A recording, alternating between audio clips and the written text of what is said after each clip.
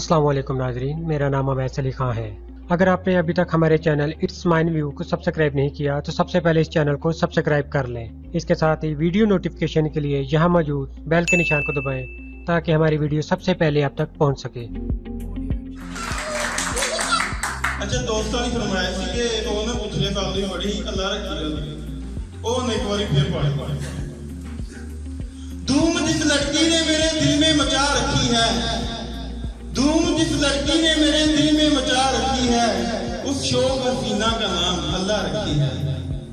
मैं अल्लाह रखा हूँ वो अल्लाह रखी है, मैं अल्लाह रखा हूँ वो अल्लाह रखी है, शायद अल्लाह ने वो मेरे लिए ही बना रखी है। कहते हैं रखी हुई चीज ही काम आती है, कहते हैं कि रखी हुई चीज ही काम आती है, इसलिए मैंने रखी से लगा रखी है। और हकीकत तो ये बतलाने के लिए रखी है, हकीकत तो ये बतलाने के लिए रखी है, रखी ने रातों की नींद उड़ा रखी है।